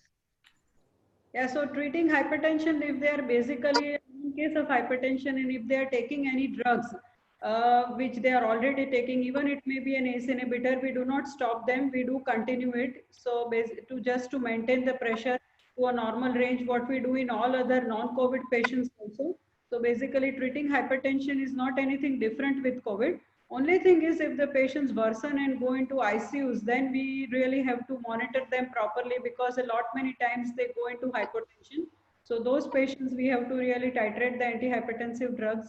They may have severe tachycardia, they may be going into hypertension. So there, the choice of drug may differ, but otherwise what they normally are. True. So the only thing is, if the patient is on ACE inhibitors or ARB, one should monitor potassium a little more vigorously. Otherwise, you don't need to change the antihypertensive treatment. Coming to Dr. Manoj, a couple of sentences for management of diabetes in COVID. Just brief instructions that you will like to give. In type 2 diabetes, usually we have to give the insulin when there is a severe hyperglycemia and HbA1. We can continue if there is a mild to moderate cases, OHA can be continued, but we have to omit the SGLT2 as the SGLT2 in a acute infectious patients likely to may cause the may have a euglycemic ketoacidosis. So better to avoid the SGLT2 in a hospitalized patients. You may continue with the metformin, and better to avoid the sulfonylurea because it may cause severe hypoglycemia at any time, because patient may not have enough appetite, may not able to take the enough food. Ideally to be put on the subcutaneous short-acting insulin with the basal insulin as per the patient's requirement. Thank you. Important thing is one should remember that if you are using favipiravir, ripaglinide is contraindicated with favipiravir. So one should be very careful because these days favipiravir is being rampantly used. So those who are on ripaglinamide, they should not receive favipiravir or they should stop the ripaglinide. That is another thing. Coming to Dr. Dumra, sir, your experiences of managing respiratory part or pulmonary part in the ICU, because you are looking after ICU for last 3 months. So certain important points that you would like everybody to know while managing the BiPAP or ventilator or the respiratory issues. So those of you who are taking care of patients in the ICU, first and foremost, the management in the ICU is not different from what we do in the wards. Basically, the management is supportive. You need to understand that we have very few drugs left to fire in the ICU. Most often patients are started on steroids once they deteriorate in the wards. So when they come to ICU, they are even on steroids. They are usually on an antiviral. So once the patient enters the ICU, there are 2 or 3 decisions which need to be taken as far as pharmacotherapy is concerned. One is, what is the state of viral replication? Does the patient need to be stepped up from one antiviral to the other? Second is, has the patient been started on steroids? If yes, is he responding to steroids or not? That is when we've considered tocilizumab, as Dr. Atul Bhai just mentioned. The third is your anticoagulation. Whether you started anticoagulants in the ward, was it a prophylactic dose? Do you need to step up to a therapeutic dose? So these are the 3 main drugs which we think about once the patient enters into the ICU: antiviral, tocilizumab, and dosage of anticoagulation. The thing which you need to understand is, although we are not commonly seeing secondary bacterial infections in patients being shifted to the ICU, but as a rule of thumb, all bacterial infections need to be ruled out when a patient enters the ICU. You will need to try using them because they can be detrimental. Thirdly, although cytokine release syndrome, what you call commonly as cytokine storm, is one of the reasons that the patient is being shifted to the ICU, but there are 2-3 other possibilities when a patient gets into respiratory distress. One is thromboembolic phenomena like venous thromboembolism and pulmonary embolism, and second is an acute pulmonary, which could be a part and parcel of COVID itself. So respiratory distress can have other differentials, which in addition to COVID treatment might need specific therapy. Lastly, when you come to the machines, so you have an option of going with just a non-rebreathing mask, followed by high flow nasal cannula, followed by non-invasive ventilation, and eventually invasive ventilation. This platform would be very difficult to enumerate indications for all of them, but we try and manage most of our patients on non-invasive modalities upfront as far as possible. The reason being is that data for invasive ventilation is also not great. So although the recommendation would be to go with invasive ventilations once the PF ratios fall below 150, but a lot of patients end up on high flow nasal cannula and non-invasive ventilation, even if the PF ratio is less than 150. That is what happens in the real world, because intubations are not being done very frequently upfront because we are losing patients down the line with secondary sepsis and COVID-related complications. So on paper, PF ratio less than 150, it is better to intubate. But practically speaking, a lot of these patients continue to do well, even on prolonged NIV with low PF ratios. So you'll have to pick and choose which patients you end up intubating. Thank you. Thank you, Dr. Dumira. Now coming to few controversies or where there are no answers. And we'll stick to only one of the speakers every time because I know there would be differing answers. So first to Dr. Atul Bhai, the role of vaccines. And when I am saying vaccine, it is H1N1, tuberculin vaccine, tuberculosis, and MMR. What is your idea? So your question is vaccines for COVID, right? Not for... No. MMR, role of MMR vaccine for prevention of COVID, MMR. So MMR vaccine is good for prevention of mumps, measles, and rubella in pediatric patients, but it should not be used for prevention of COVID. Same way. Similarly, BCG, I mean, both these vaccines, they have non-specific immune enhancers, and that's why the scientists are looking at a potential role in prevention of COVID. But I think like we should avoid all this, the vaccines till we have a good, robust scientific evidence. And the last question about H1N1, the vaccine is due for all of us. Should we take it now or not? Yeah, influenza vaccine, everyone should take every yearly. So generally it comes in the month of August, September. So we should be very clear that we are not using, if I'm using this vaccine, it should not be a vaccine for year 2020. This vaccine should be for year 2020 and 21, right? So it should cover a 21 up to the March. Right, so I think, I mean, every year, everyone should be receiving an influenza vaccine. It is very important and crucial. So that is the important message that goes. The vaccine is now coming into the market and everybody should take H1N1 vaccine. Again, with Dr. Atul Bhai, and then for this question, I'll go to rest of the speakers also. How to prevent infection in healthcare worker? Your tips, because that's a major issue. Yes. Important tips. Simple. Yeah, it's very simple. Simple in the sense that if you are taking care of respiratory droplets, you can avoid getting infections with COVID virus, right? So this is very simple. And the most important source of infection would be a close proximity with an infected patient, because where there are all chances you are going to expose to the patient's respiratory droplets while patient speaks or coughs or talk to you. And the second important thing is take care of your hands very carefully. So if you are taking care of this respiratory droplets by keeping a good distance or wearing a mask. If the patient who is coming to your clinic is also wearing a mask, then the risk is reduced, right? So nothing to worry. Even if you are wearing a triple layer surgical mask. So I always use a triple layer surgical mask in my clinic. I never use a N95 mask to examine my COVID patients in my clinic, except I use N95 mask in COVID ward, but not in my clinic. And daily we are getting almost 1 to 2 COVID patients at my clinic. So I'm examining them with simple surgical mask only, not wearing, even I'm not wearing a PPE also, but always do great care of your hands. So before and after examination of the patients, hand sanitization is must and mandatory. So if you are following these principles, then probably you are not going to get COVID infections. Okay, I'll go to the Madam Manila. What important precautions would you suggest to physician friends? Because most of them have stopped using stethoscope and going even 1 foot in close proximity to the patient. Should we examine the patient? Should we put a stethoscope on the chest or not? Yeah, so as sir said, like it is very important that in the clinics when you are examining, you yourself have to wear a mask, the patient has to wear a mask.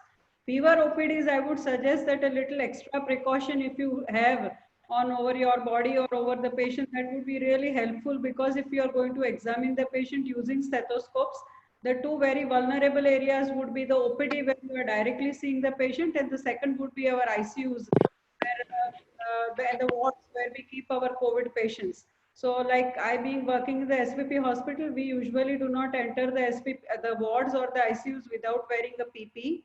And second is another vulnerable area is our fever OPD. where we do, make we wear the whole PPE before examining the patients. But like in the private clinics, I would just suggest that wearing a good mask and a proper hand hygiene, you can definitely examine the patients. There is no harm in examining.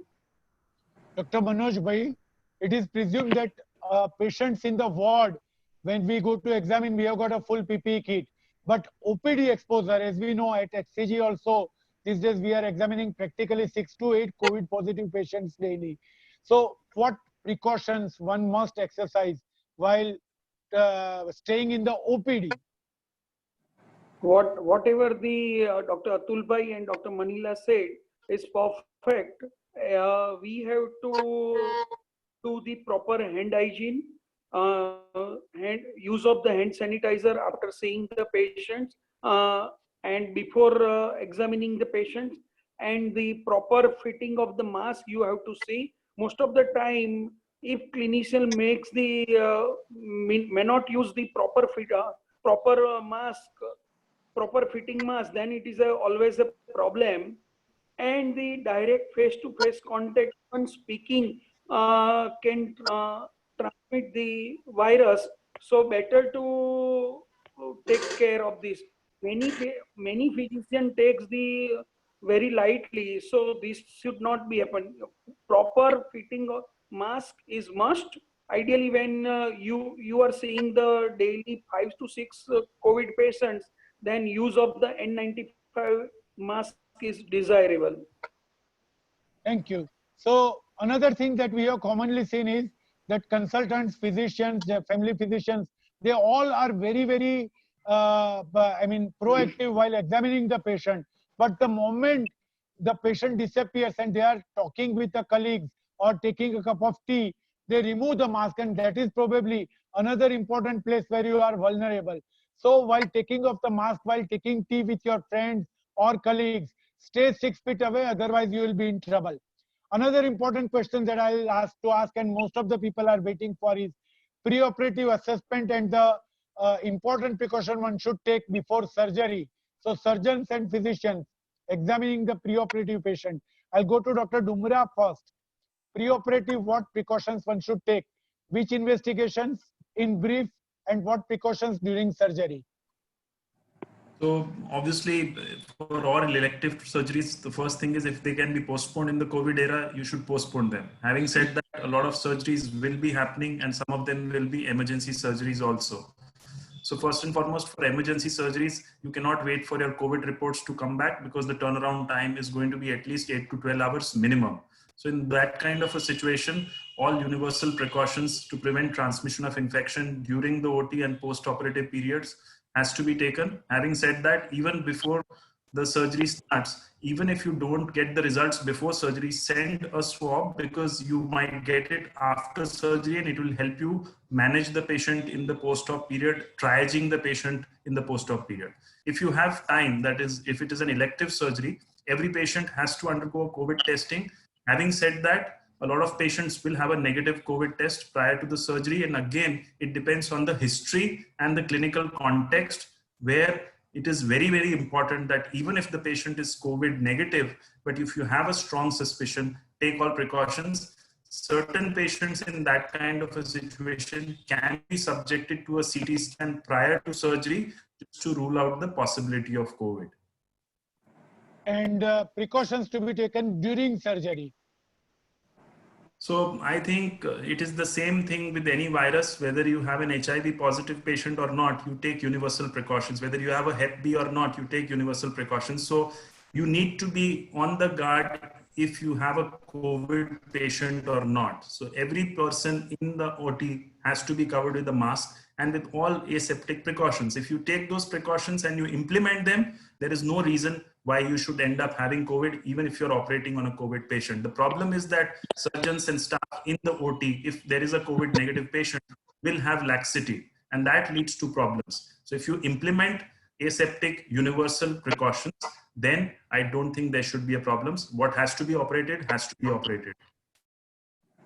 Fine. Any other differing views, Dr. Atul Bhai? I think in operation, like we need to take aerosol precautions rather than universal precautions, because aerosol precautions is extremely important when you are undergoing surgery. Patient is being intubated and patient will be extubated after surgery also, right? So these are the two aerosol generating procedures. So even when you have a high suspicions or the patient's COVID test is negative or the COVID test is positive, in current era, during performing a major surgery, the aerosol precaution must be taken. We have three different type of precautions. One is contact precautions. That is for all the bloodborne pathogens that we need to take contact precautions. Aerosol precautions will add on top of contact precautions the eye shield and the N95 mask. So these are the two additional things that we need to cover in aerosol precautions, right? So otherwise the rest is okay. Fine. Coming to Dr. Manila, you have the highest experience probably amongst Ahmedabad physicians of using HCQS. I know I'm touching a very controversial topic, but your idea about HCQS as a therapeutic and preventive treatment. Used HCQS in lot of our patients because of the ICMR, protocol, and as being a government hospital, we need to follow the ICMR guidelines. So ICMR as well as the Ministry of Health and Gujarat government, everybody has put up in their protocol to use HCQS. So we are really been using it. We have rather used it for quite a lot of our patients. But frankly speaking, not a very promising results we have found with HCQS. Rather, using HCQS with azithromycin, using HCQS with comorbidities have created a few issues in our patients regarding cardiac complications, monitoring the QTCs, and having arrhythmias in the patients. So I personally, if you ask me, I really would not recommend HCQS to be used in our patients. And rather nowadays we really stopped using HCQS in spite of ICMR still not being changed its guideline, but maybe not in all patients we are using it nowadays.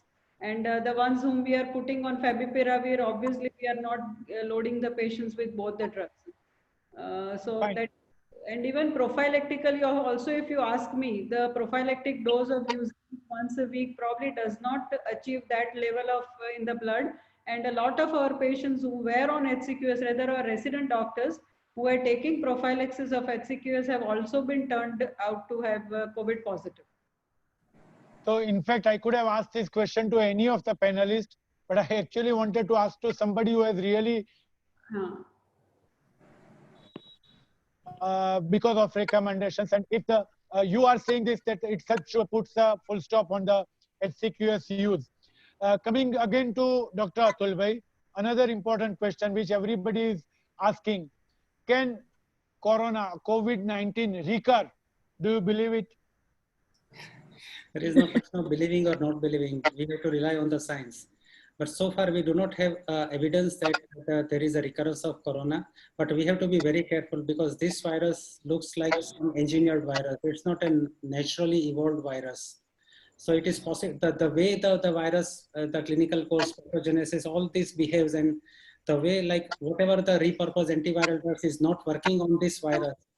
So, I mean, we are still, not clear that this virus can have a lifelong or the prolonged protections after recovery, or there are chances of recurrence. Though there are sparse data, but they are not convincing that these are the patients who has actually developed a repeat infection or the reinfection with the coronavirus.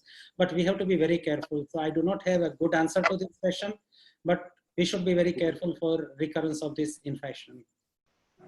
Okay, coming to one more question for you, and that is, what would you give more significance to, HRCT changes or high viral load?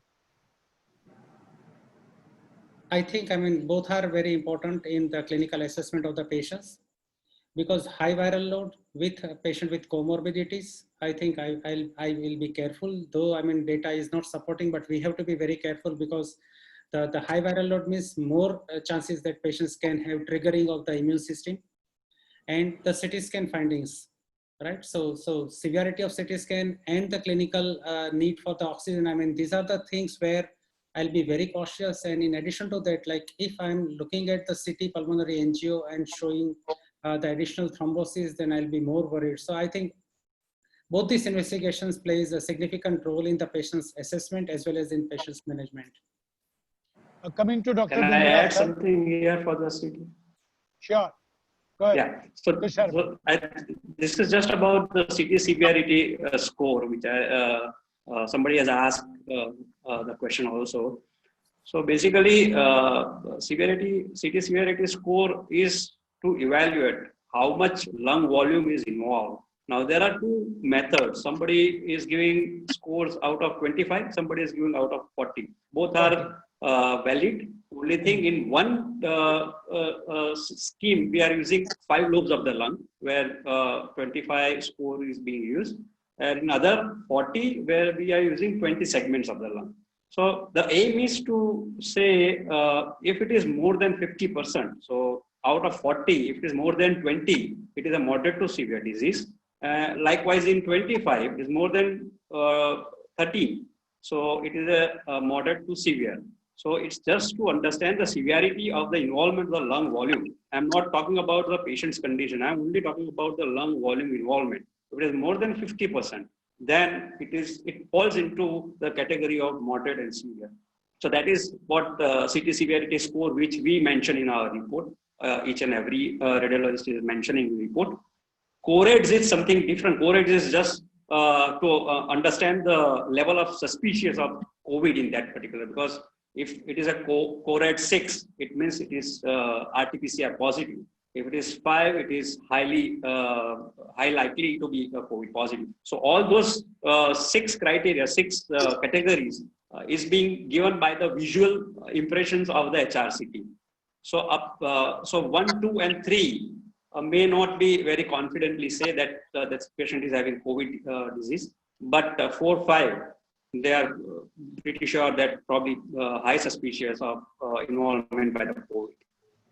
So here we use the typical appearance of HRCT, a bilateral, peripheral, basal, GGO, consolidations, then vascular enlargement. All those features we see on HRCT, and we put CORADS into the report. So you get two important findings. One is CORADS in our report, and second is CT severity index.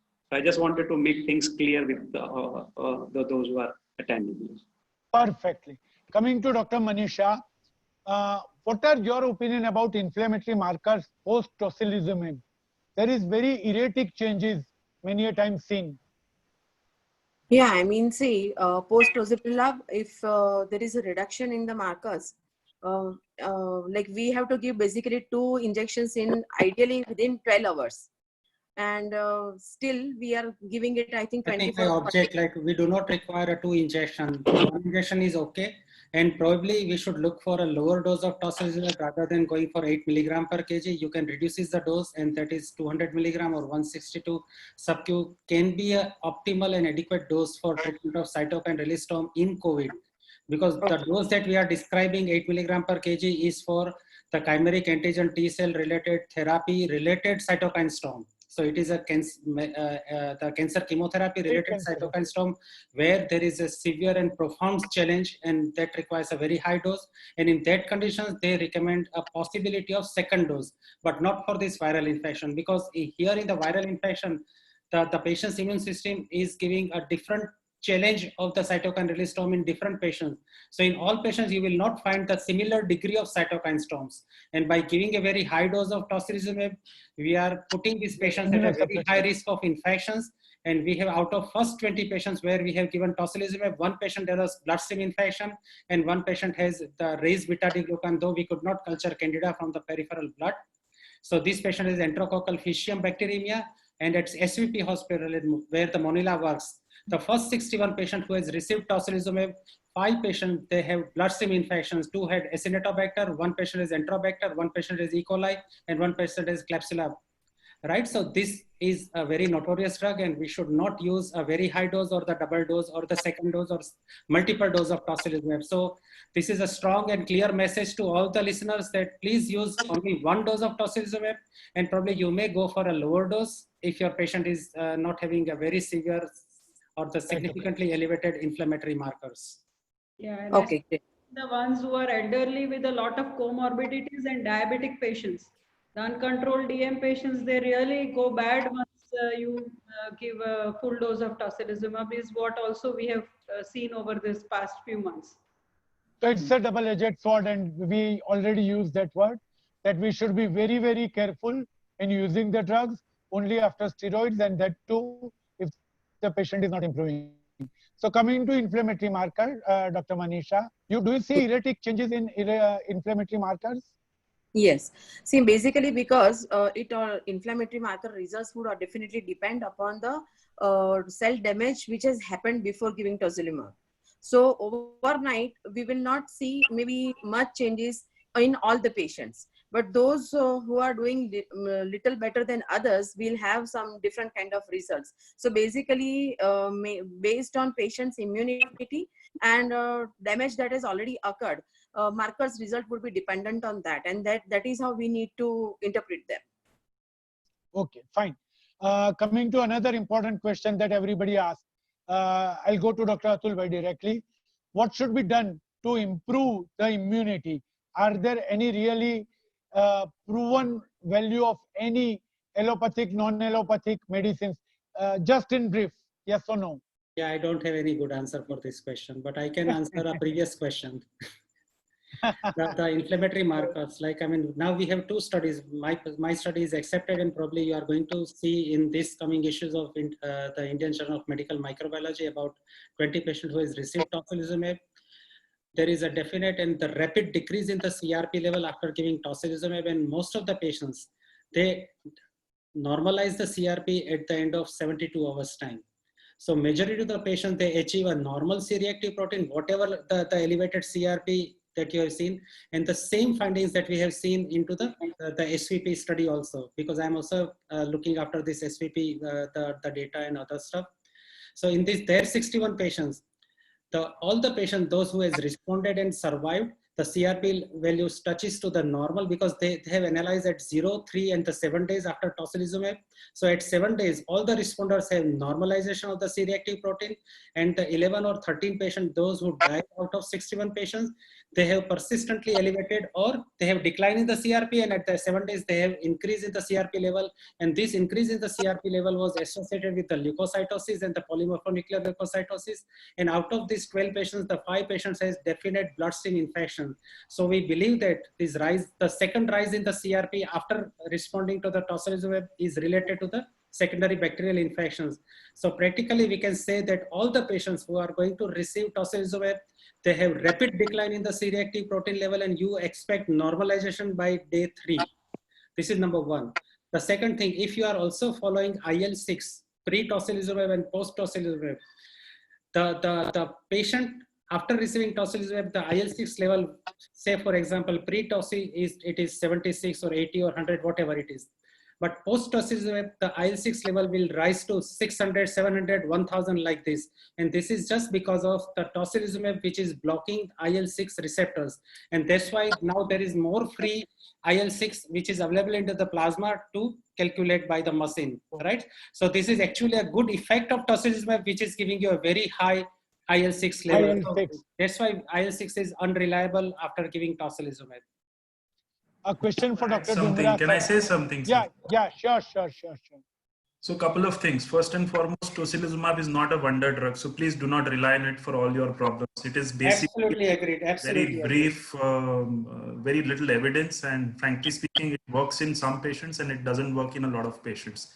Secondly, CRPs in certain patients do not necessarily pursue the same line of course, in the sense there are patients who come with normal CRPs and they can have very high IL-6, and there are some patients who have very high CRPs and they come with normal IL-6. So sometimes the markers don't go hand in hand. So it is better to follow the clinical condition along with the markers than just relying on the markers. Thirdly, the issue of secondary infections in the ICU, yes, we do see them, but it is most commonly when we have encountered central lines or invasive procedures. So the dictum here is, if you do not invade the skin surfaces as far as possible, the incidences of infection are less. So please do not put needless lines, arterial or central lines, because these patients by and large, even when they are in respiratory distress, are hemodynamically stable. Lastly, a lot of gut bugs are being grown in the blood. Enterococcus is one, Candida is another. So somehow there seems to be a correlation between bacterial superinfection or fungal infections coming from the gut. When Enterococcus is a very common bug which we are growing. I don't know what everyone else is seeing, but Enterococcus is very commonly being seen. And that is relevant because by and large, when we covered for infections in the ICU, we cover with gram-negative drugs. In our ICUs, gram-positive sepsis in the pre-COVID era was not a very pre-existing kind of sepsis. But in the COVID era, gram-positive sepsis with Enterococcus is more common. So just keep that in mind when covering with empiric antibiotics. Thank you, Dr. Dumra. One more question for you. Before I go for this question, we are towards the... Burman bhai, we have still more 5 minutes only now. That's exactly what I'm saying. That's exactly what I'm saying. I'll finish off. But we'll finish it off. Don't get worried. So one question, just one liner for Dr. Dumra. Post-COVID, there is pulmonary fibrosis or persistent dyspnea in some patients. Is it true that it is in high number of patients? Just in a couple of lines, please.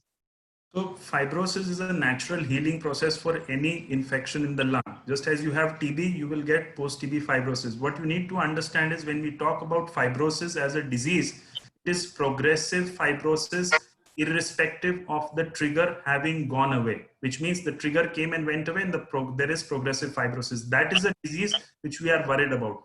Post-viral infections, you get fibrosis, which is self-limiting and will improve over a period of time within most often 3 to 6 months. So there will be fibrosis, but it is not progressive. And in most cases, it should recover. Yes, there will be a small segment of patients who have had advanced disease, for example, who've landed up in the ICUs with ventilation, who might have residual significant damage. But most likely, this should not be progressive. It should be static or an improving kind of fibrosis, a healing process. Perfect. You have also given the answer to the question that it is going to improve over time. Thank you very much. Before I go hand it over back to our anchor, the last question for Dr. Atul Bhai, because he is a part of system. Do you believe that the first global vaccine would be an Indian vaccine for COVID? I'm not sure. Second question for you.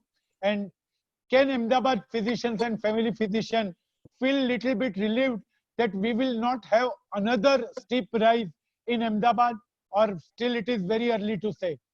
It's still very early to say because I mean your previous question asking about the recurrence or the repeat of this COVID infection, we are still not sure.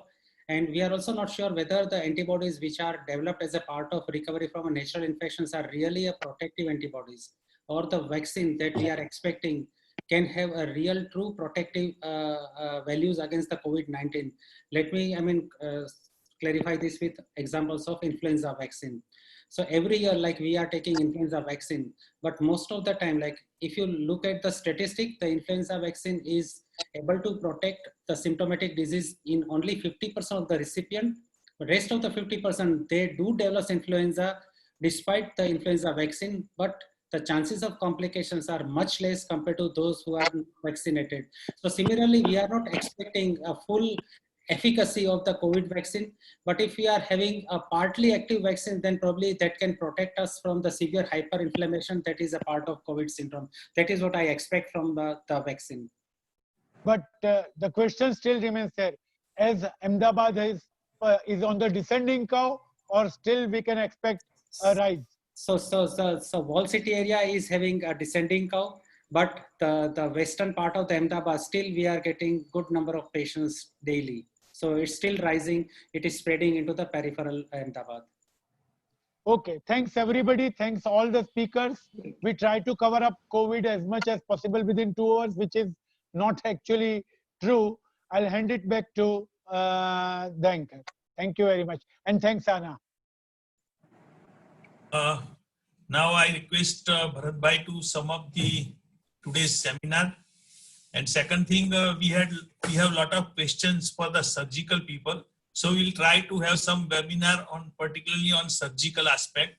So wait for till then. I hand over to Dr. Bharat Bhai.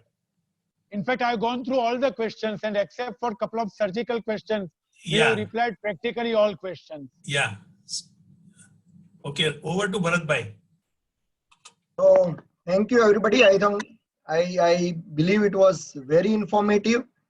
I'm sure still it's a lot of things are evolving. Not everybody knows, but the stalwarts who are sitting as experts have tried their best to give very precise and elaborate and answers which were well accepted by the audience.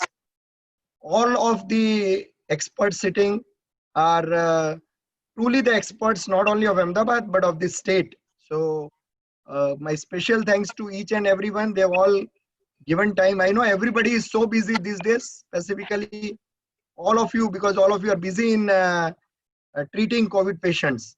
So my heartfelt thanks to everyone. I can't sum up because it's a huge topic, and I would say that whatever knowledge that has been gained by the participants and the audience is going to be of use in the journey that continues. COVID is not going to go away. We have to live with it. And one thing that I really can say that we have learned from this webinar is we don't have to panic. If expert like Dr. Atul Patel says that he sees the COVID patients by wearing a 3-ply surgical mask, I think we can all get that confidence that if we can do it, we all can do it. We don't have to panic. What he has said is again to be stressed upon. Hand hygiene is one of the most important thing, and probably training yourself subconsciously not to get your hands nearer to your mouth or nose unless you have disinfected. So that is the carry home message for everyone. I think that will make sure rather than hydroxychloroquine in preventing infection among healthcare workers. So a lot of answers to most questions. I'm sure 2 hours were less. Maybe we'll have to have a sequel to this later on. Maybe another 2-3 weeks once they and probably we'll have more questions after 2-3 weeks because we are constantly learning what is happening. So thank you all. Can I ask the last question? How safe is it, Atul bhai? How safe is it to fly? Again, same. You have to take the precautions for the droplets. Okay. Right? So hand hygiene and wearing a mask, and all the persons sitting into the flight should wear a mask. And once you touch any surface, like you have to perform a hand hygiene. It is just like examining a patient. Before and after examining a patient, we always do a hand hygiene. Similarly, if you are touching any area, any surface in the aircraft, like you have to perform a hand hygiene, and do not touch your face unnecessarily. Do not try to adjust a mask unnecessarily till your flight is over. Right? So I think these simple precautions, there are less chances that you will get infection. So one disclaimer to all the audience that whatever we have discussed today is true for today. Tomorrow we may change our answers, right? So, thanks once again. Thanks a lot, and have a great night. Yeah. Yeah. Thank you all. Thank you all. Thanks everybody. Thanks to all. Yeah, I have one question. Yeah. What is the experience of CP therapy in COVID? Can anybody share? Convalescent plasma. Yeah. I think best person to answer would be Dr. Manila. No, we have not yet done the CT therapy. You mean to say the low radiation therapy, right? No, convalescent plasma. Oh, the plasma therapy. Oh, sorry. I heard the CT therapy. No, plasma therapy. Yes. Our hospital is a part of the plasma trial, which we have done quite a lot of patients. And plasma therapy, we have had patients who have really improved on plasma therapy, as well as we have had patients who have really not done well. So the timing of plasma therapy again would be very important. Not to be given plasma therapy once the patient has become very critically ill. We do the PF ratios, and if the PF ratios are not very bad, that is probably a proper time when we should give the plasma therapy. So Yeah, in a couple of patients it has done well, but the interim reports and the WHO report, because it has been done in lot of centers, so that is to be, it will be out in a couple of days, I mean, and we at our SPP hospital have now done plasma therapy out of the trial also. We have started from yesterday only. Okay. And then you are monitoring patients on 1, 3, 5, 7, 8 days protocols as given by ICMR? Yes, we do. We have done it exactly that way. Only thing probably what we have added is to do an IgA levels in our recipient, which we did not do in the trial, but now we'll be doing that because maybe the IgA deficient patients don't do very well with plasma. So we'll be doing that. Otherwise, all the parameters what we had done with our trial, we are going to continue. Yes.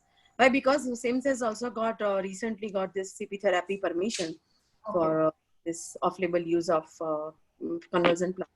Yeah. So we are also making our own protocols based on ICMR protocols, of course. Yeah, so we are trying to follow that. Plasma is usually after 28 days of achieving the patient recovery. Yeah. Yes. Okay. Thank you. Thank you. Okay, thank you. Thank you, everyone. Thanks, everybody. Thank you. Thanks. Good night. Night. Thanks, Tushar.